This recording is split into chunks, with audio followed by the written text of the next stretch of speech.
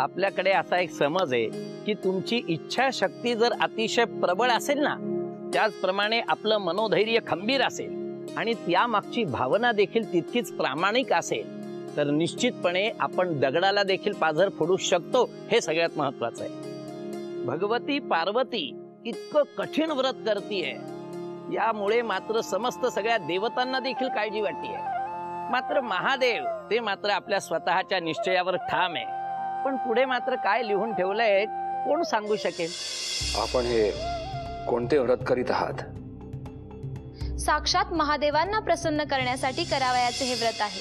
आपण त्या भडंग साधूकरिता व्रत करत आहात. इतक्या हाल अपेक्षा सहन करायच्या, ते देखील त्या भस्मधारी करिता. जर आम्हाला या व्रताबद्दल आधीच समजले असते तर आम्ही यांच्या हातून जलप्राशन केलेच नसते. कारण त्या शिवाचे नाव घेणे, त्याचे श्रवण करणे हे देखील अनर्थाचे लक्षण आहे आमच्यासाठी.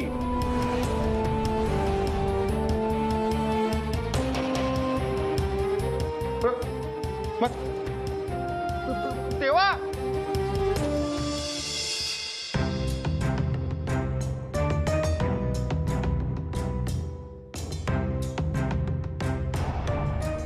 महाराणी, काय झाले आपणास? आपल्या विनंतीस मान देऊन आपल्या परिचयातील, शेजारील आणि बाहेरील राज्यातील विवाहेच्छुक वरांना पाचारण केले होते. ही सर्व माहिती. महाराज, हे विवाहेच्छुक वर वाटतात आपणास? यातील एक देखील आपल्या पुत्रीसाठी सुयोग्य जोडीदार वाटत नाही. आमच्या विवंचना कमी होतच नाहीत. आपली कन्या, तिचे त्या रानावनात किती हाल होत असतील. एक राजपुत्री असून भिक्षुकीहून अधिक दुर्धर अवस्था भोगत आहे. आणि इथे आपण एक वर निवडू शकत नाही तिच्यासाठी. आपण त्वरित विना विलंब आदर्श राजकुमार शोधून काढा. यातील एकही पसंत नसेल तर आपले असे मत आहे की साक्षात देवांना पृथ्वीवर बोलवावे. कसं शक्य आहे महाराणी? नारायण नारायण. प्रणाम मुनीवर. शुभम भवतु. महाराज, कसल्या विवंचनेत आहात आपण? मुनिवर, आपण अगदी योग्य समय प्रकट झालात. अहो, आमची पुत्री पार्वती आमच्या आपुलकीची परीक्षा घेते असे वाटते आम्हास. इतके दिवस रानात ती कठोर व्रत करत आहे. तिची किती बिकट अवस्था होत असेल, किती हाल सोसत असेल ती.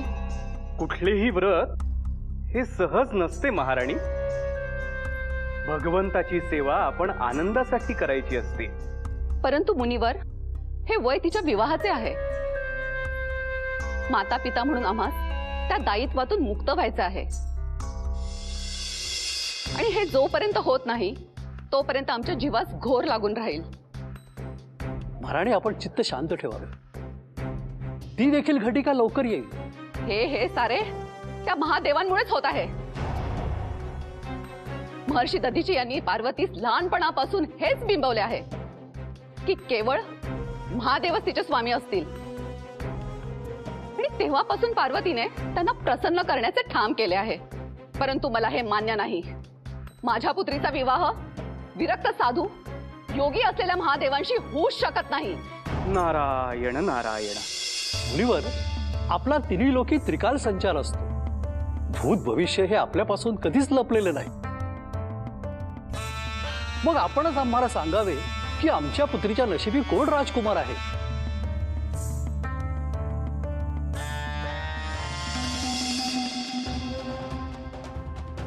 देवा, थांबा. तुम्ही असे माझ्या समोरून निघून जाऊ शकत नाही.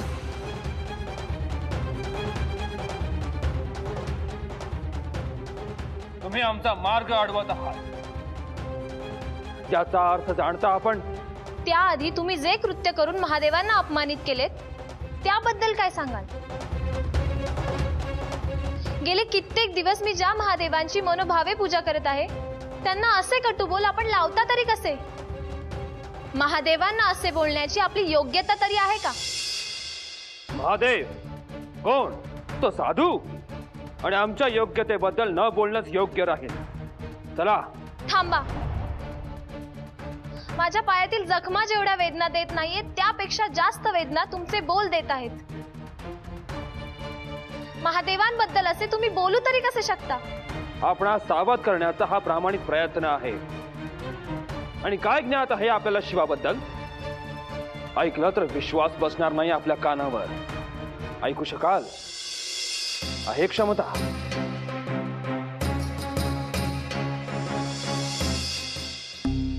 घ्या मुनिवर, दुग्ध फलाहार करा आणि आम्हा सांगा, आमच्या पुत्रीसाठी योग्य वर कोण आहे? होय मुनिवर, दुग्ध आणि फलाहार याचा आस्वाद घ्या आणि आमच्या मनातील शंका दूर करा.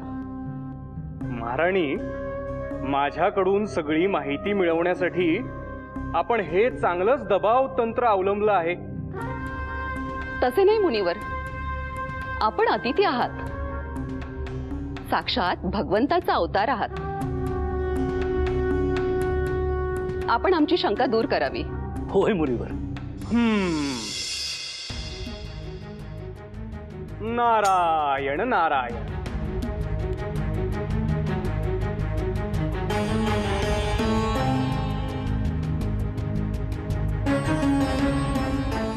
महाराणी, महाराज, देवी पार्वतीच्या नशिबी एक अत्यंत सुयोग्य असा युगपुरुष आहे. त्याने केवळ एक नेत्र उघडताच संपूर्ण सृष्टी उजळून निघेल. तुम्ही मला काय सांगणार? मी तुम्हाला सांगते, महादेवांची महती किती थोर आहे ते. त्यांच्या एका नेत्राने ते सारा अंधकार नष्ट करू शकतात. ह्यातच सर्व काही आले. अंधकार नष्ट, भ्रामक कल्पना आहे ही तुझी. स्मशानात राहणाऱ्या व्यक्तीस देव मानायचे तरी कसे? निदान त्यांच्याकडे बघून प्रसन्न तरी वाटावे, पण तेही नाही. या सृष्टीतील समस्त पापांचं क्षालन करण्याची क्षमता त्याच्या अंगी असेल. अधर्म, अन्याय जिथे असेल तिथलं अमंगल नष्ट करण्याची क्षमता ज्याच्या अंगी असेल, त्याच्या नुसत्या येण्यानं शत्रू चळाचळा कापायला लागेल असा महावीर असेल तो. अनेकविध कुळांचा उद्धार ज्यानं केला आहे. ह्या सृष्टीतील चराचर सगळे जीव ज्याची सेवा करण्यासाठी आतुर आहेत, असा आदर्श वर आहे आपल्या पुत्रीच्या नशिबात. आपण हे सांगून आमच्या मनावरील भार कमी केला. आपण वर्णिलेला हा वर नक्की आहे कोण? आम्ही त्यास कसे पाचारण करावे? आपण उभयता या वराविषयी उत्सुक दिसता. तसं असेल तर मी प्रत्यक्ष सप्तऋषींना पाचारण करतो विवाहाबद्दल बोलणी करायला. आणि ते सगळं काही वराबद्दल आपल्याला सांगतील. सगळं काही जुळून आलं तर निश्चितच बोलणी पुढे न्यायला हरकत नाही. मुनिवर, आमच्याकडून होकार आहे.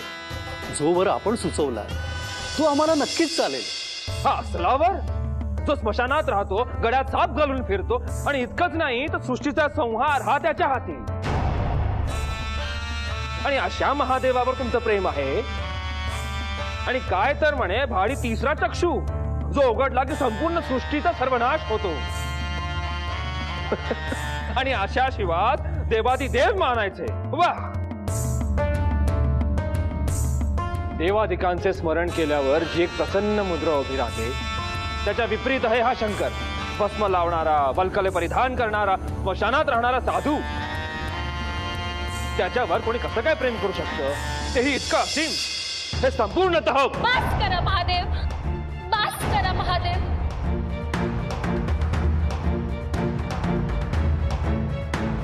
अजून बोल लावू नका. आपणास मी ओळखले आहे.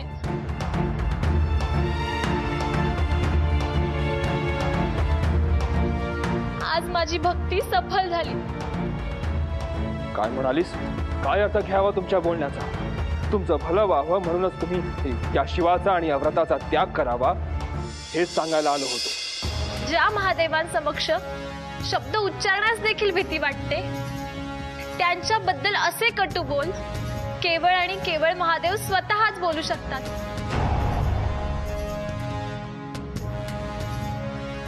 माझ्या जीवनाच्या प्रत्येक श्वासात महादेव आहेत.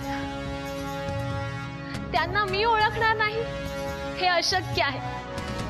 आपले नाव प्रथम ऐकले तेव्हापासून मनोमन तुमच्या दर्शनाची आस लागून राहिली होती. आपण मला आपल्या मूळ रूपात येऊन दर्शन द्यावे महादेव. मी कृतकृत्य होईल.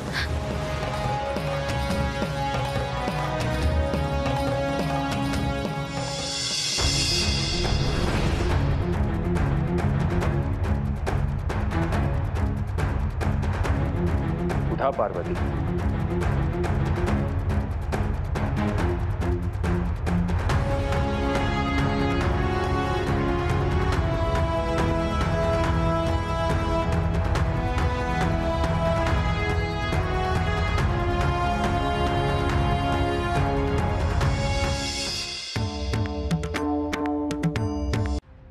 स्वामी, माझी मनोकामना ऐकलीत तुम्ही. कसे आभार मानू मी तुमचे. ओम नमः शिवाय. आपण मला दर्शन देऊन माझ्या व्रताचा यथासांग समारोप केला.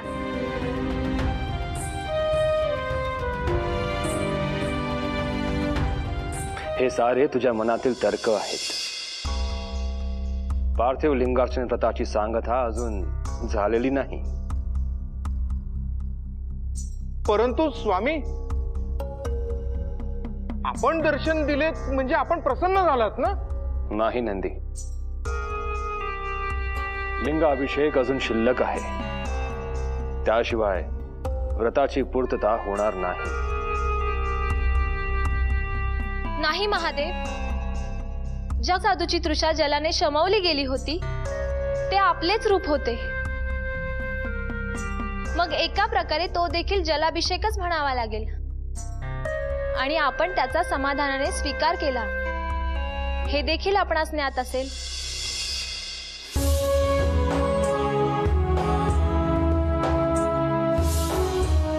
भोलेनाथ, देवी पार्वती सत्यकथन करत आहेत. स्वामी, आपण प्रसन्न झाला आहात ह्यातच माझ्या जीवनाचे इप्सित साध्य झाले.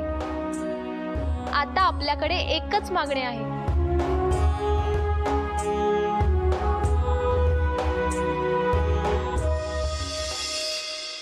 आपण पत्नी म्हणून माझा स्वीकार करावा.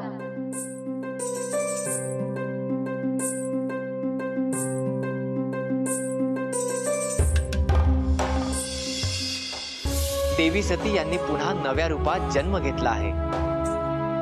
पार्वती रूपात, हिमवन व मैनावती यांच्या कन्येच्या रूपात. त्यांच्याशी आपला विवाह होईल. पार्वती, तू आम्हास प्रसन्न केले आहे. आता आम्ही तुला क्षणभर ही अंतर देणार नाही. आमची भार्या म्हणून आम्ही तुझा स्वीकार करतो आहोत. आम्ही तुझा स्वीकार करतो आहोत. आम्ही तुझा स्वीकार करतो आहोत.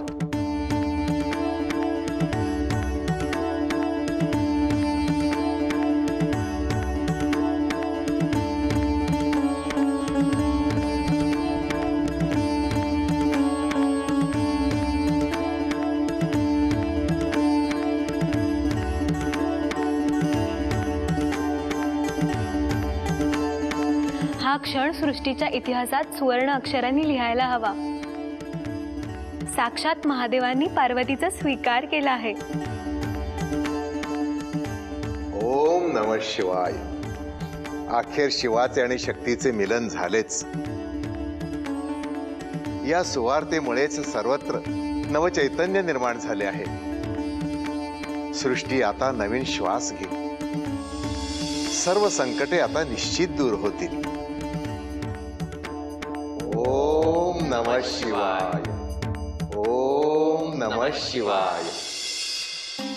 स्वामी, आपल्या आगमनाने माझे जीवन सुखाने, प्रेमाने व आनंदाने व्यापून गेले आहे. ज्या क्षणाची मी आतुरतेने वाट पाहत होते तो क्षण मला आता कायम अनुभवायचा आहे. आता कोणताही दुरावा मला सहन होणार नाही. आता मला आस आहे ती कैलासावर जायची. धन्य हो भोलेनाथा, कैलासी येणार पार्वती माता. शंभो शंभो हर हर महादेव, शंभो शंभो हर हर महादेव. भोलेनाथा, माझा आनंद गगनात मावेनासा झालाय. कधी एकदा तुमच्या विवाहाची तयारी करतोय असं झालंय मला. शुभस्य शीघ्र. हर हर महादेव, हर हर महादेव. चला, कैलासावर जायची तयारी करा. थांबा स्वामी.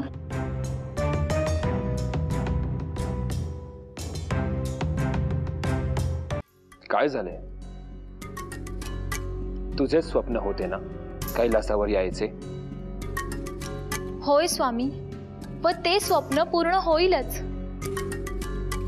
परंतु त्यात एक समस्या आहे. मी पार्वती, पर्वतराज हिमवन व महाराणी मैनावती यांची कन्या आहे.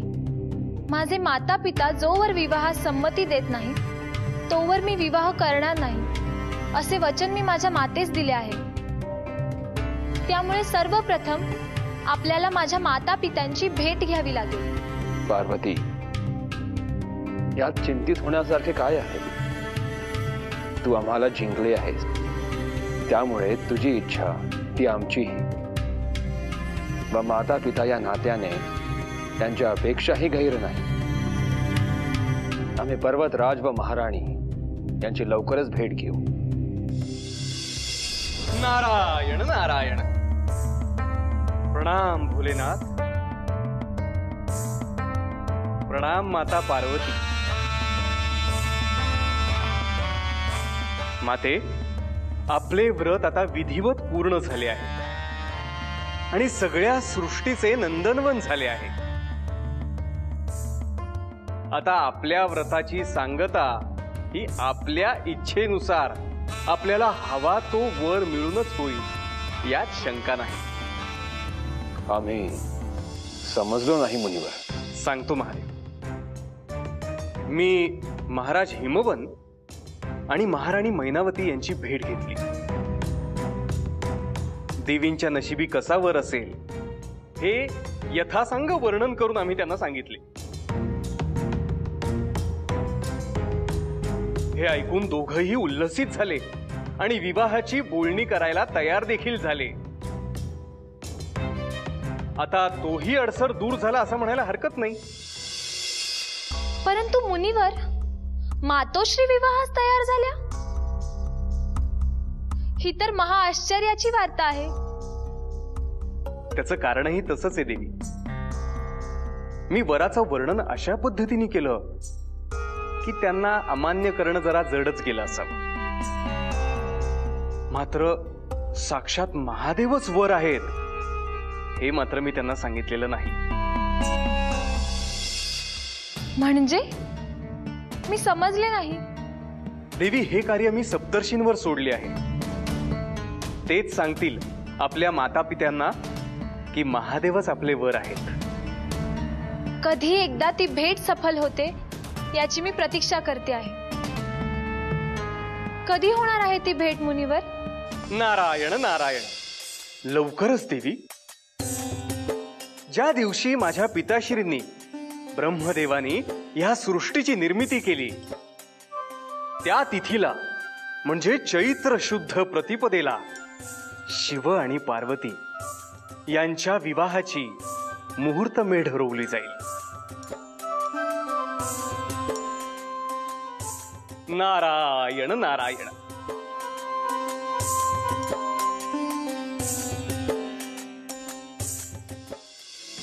आता हेच बघ ना माई की नियतीच्या मनात काहीतरी विशिष्ट ठरलेलं होतं आणि पार्वतीची जी माता आहे मैनावती तिच्या मनात मात्र काही भलतंच होतं.